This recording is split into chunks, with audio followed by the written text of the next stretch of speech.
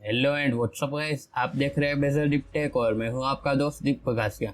तो यहां पर मैं आपके लिए लेके आ गया हूं हमारे फोटोशॉप बिगिनर ट्यूटोरियल का पार्ट 2, जिसमें हम बेसिक इंट्रोडक्शन लेंगे। तो चलिए चलते हैं हमारी कंप्यूटर की स्क्रीन पर।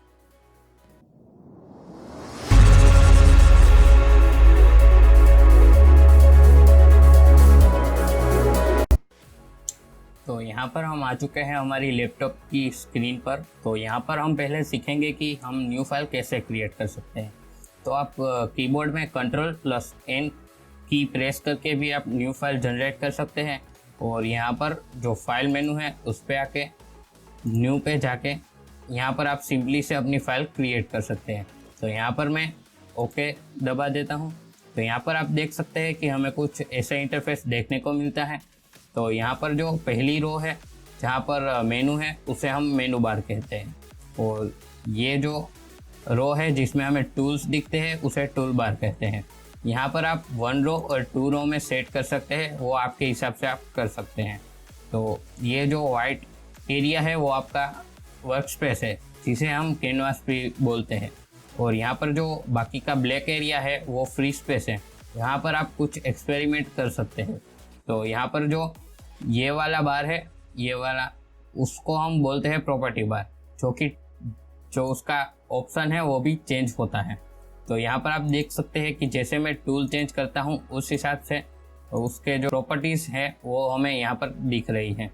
तो यहाँ पर साइड में आप देख सकते हैं कि कुछ ऐसा इंटरफेस देखने को मिलता है। तो एडिटिंग करने के लिए जो हमें पैनल चाहिए उसके लिए हमें विंडोज़ में जाना है और यहाँ पर वर्क स्पेस, और यहाँ पर हमें रिसेट एसेंशियल पर क्लिक कर देना है और हमें अपने हिसाब से जो है वो सेट कर लेना है। आपकी जो स्क्रीन बड़ी होगी तो आप उसके हिसाब से सेट कर सकते हैं। तो यहाँ पर देख सकते हैं कि मैं कुछ इस तरह से अपना पैनल है वो सेट कर रहा हूँ।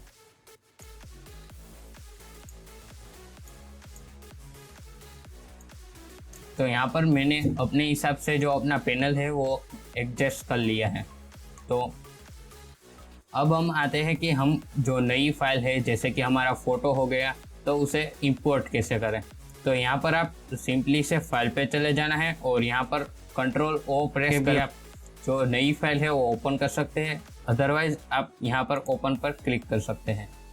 तो यहाँ पर ये कह रहा है कि जो साइन इन क्लाउड में करना पड़ेगा, बट हम अपने कंप्यूटर में से जो अपनी हार्ड डिस्क में से हमारा जो फ़ोटो है वो इंपोर्ट करना चाहते हैं। तो यहाँ पर हमें ऑन योर कंप्यूटर पर क्लिक कर देना है। तो यहाँ पर हमें अपने कंप्यूटर में ले आएगा। तो अब आपकी जो लोकेशन है वहाँ पर चले जाना है। तो यहाँ पर मैं अपने लोकेशन पर चले जाता हूँ।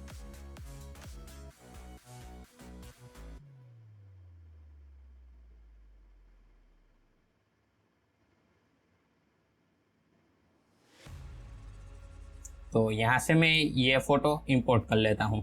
तो आपको सिंपली से उसे सिलेक्ट करना है और यहाँ पर ओपन कर देना है। तो यहाँ पर आप देख सकते हैं कि हमारा जो फ़ोटो है वो ओपन हो गया है। तो यहाँ पर जो आपको ऊपर हम टैब कहते हैं, सिंपली से मैं बताऊँ तो जब हम क्रोम ब्राउज़र में कुछ सर्च करते हैं तो यहाँ पर जो 2 टैब अलग अलग होते हैं उसी तरह से ये टैब है, उसको आप इस तरह से दूसरी विंडो में भी ले जा सकते हैं। तो हम इसे दूसरी टैब में ही रहने देते हैं।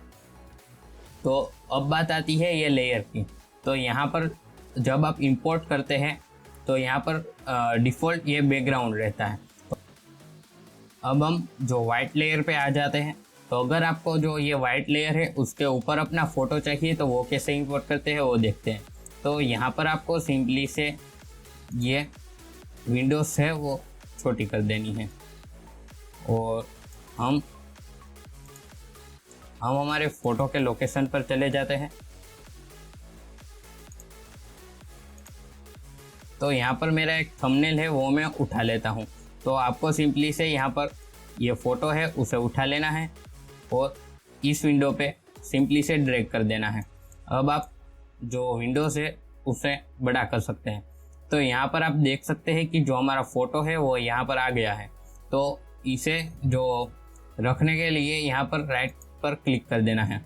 तो यहाँ पर आप देख सकते हैं कि हमारा फ़ोटो है वो उसके ऊपर आ गया है। अब आपको उसे रिसाइज कैसे करना है। मान लीजिए आपको 2 फोटो है, उसे एक जो वाइट लेयर है उस पर बिठाना है। तो यहाँ पर जो कुछ इस तरह से लेयर बनी होगी, तो यहाँ पर राइट क्लिक कर देना है और कन्वर्ट टू लेयर कर देना है और यस कर देना है। तो यहाँ पर अब आपको जो शॉर्टकट की है रिसाइज करने की, जो कि आपको याद रखनी होगी, जो कि है कंट्रोल टी प्रेस करके आप अपनी फ़ोटो है उसे रिसाइज कर सकते हैं। तो यहाँ पर आप देख सकते हैं कि जब हम रिसाइज कर रहे हैं तो फ़ोटो है वो एस्पेक्ट रेशियो है वो मेंटेन कर रही है।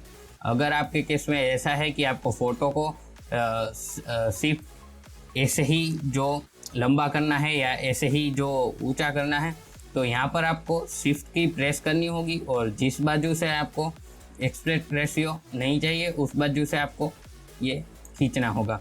तो यहाँ पर आप देख सकते हैं कि हमारा फ़ोटो है वो एडजस्ट हो गया है, बट उसका एस्पेक्ट रेशियो है वो मेंटेन नहीं है। तो यहाँ पर हम हमारी फ़ोटो को जैसा था वैसा कर लेते हैं।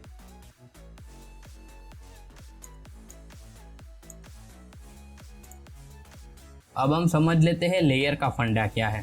तो अब हम जो यहाँ पर देख सकते हैं कि जब हमने ड्रैग और ड्रॉप किया तो यहाँ पर जो लेयर बन चुकी है, और यहाँ पर हमें आपको मान लीजिए कि यहाँ पर आपको कुछ शेडो या कुछ क्रिएट करना है। तो सिंपली से मैं ब्रश टूल ले लेता हूँ और तो मान लीजिए कि मुझे यहाँ जो रेड कलर का बॉल चाहिए, तो मैं यहाँ पर सिंपली से 1 क्लिक करता हूँ तो ये जो रेड कलर का है वो हो गया। और यहाँ पर मैं कुछ इस तरह से कर देता हूँ। तो अब हमने लेयर यहाँ पर नहीं बनाई है। तो अगर आपको जो ये वाला जो रेड पार्ट है जो हमने पेंट किया है वो उसी पार्ट को आपको यहाँ पर ले जाना है, तो वो पॉसिबल नहीं होगा, और इसे इरेज करना है तो वो भी पॉसिबल नहीं होगा। तो अब ये जो है वो ऐसे ही रहेगा। तो यहाँ पर आप क्या कर सकते हैं, हम सिंपली से कंट्रोल Z कर देते हैं। तो यहाँ पर आपको जो नीचे ये प्लस का आइकॉन है उस पर क्लिक कर देना है। तो यहाँ पर हमारी जो नई लेयर है वो क्रिएट हो जाएगी। तो अब हम कुछ पेंट कर देते हैं। तो यहाँ पर आप देख सकते हैं कि मैंने कुछ पेंट कर दिया। तो यहाँ पर अभी मुझे ये जो रेड पार्ट है उसे छोटा करना है, तो मैं सिंपली से कंट्रोल T प्रेस करूँगा और उसे छोटा कर दूँगा। अब मुझे ये पार्ट है वो यहाँ पर नीचे चाहिए, तो मैं सिंपली से इसे ड्रैग कर दूँगा। तो इस तरह से जो लेयर का फंडा है वो मैंने समझा दिया। तो इसे हम प्रैक्टिकल वे में समझते हैं। तो यहाँ पर मैंने जो एक फ़ोटो बनाई है उसे ओपन कर लेते हैं।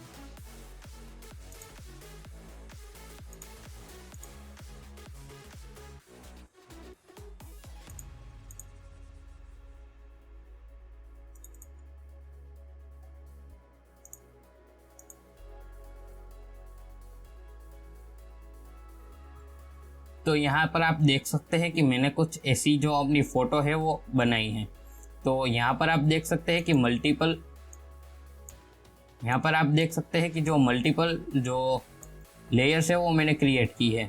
जैसे कि यहाँ पर जो लोगो है वो लोगो मैंने खुद से लगाया है।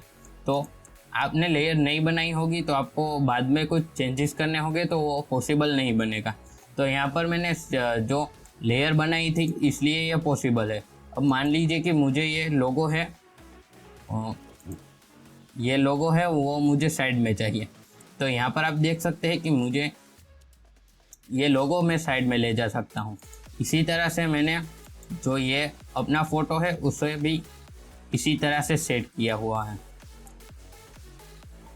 और यहाँ पर मैंने जो मास्क लगा के जो एक्सपोजर वगैरह होता है वो मैंने डाला है, तो उसको हम बाद में समझेंगे। और यहाँ पर आप देख सकते हैं ओपेसिटी, ब्लेंडिंग मोड, और वो भी हमें दिख रहा है, तो उसको भी हम अगले वीडियो में समझेंगे।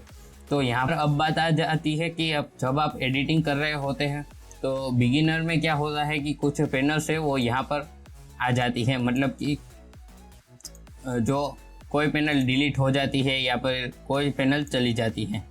तो यहाँ पर आप देख सकते हैं कि मैंने सारी ही पैनल को डिलीट कर दिया है। तो इस केस में आपको क्या करना है कि यहाँ पर सिंपली से विंडोज़ में आ जाना है और यहाँ पर रीसेट एसेंशियल कर देना है। तो यहाँ पर आपकी जो पैनल है वो आपको मिल जाएगी। अब आप अपनी तरह से जो एडजस्ट कर सकते हैं। तो यह था हमारा फोटोशॉप बिगिनर का पार्ट 2। ऐसे ही वीडियो के लिए हमारी चैनल को सब्सक्राइब कर दीजिए, और अगले वीडियो में हम सीखने वाले हैं, इनमें टूल है वो हम कवर करने वाले हैं। अगर आपको कोई भी डाउट रहता है, साइड में मेरा इंस्टाग्राम हैंडल दिख रहा होगा, वहाँ पर आके मुझे DM कर सकते हैं, मैं वहाँ पर एक्टिव रहता हूँ। तो आज के लिए इतना ही, मिलते हैं अगले वीडियो में।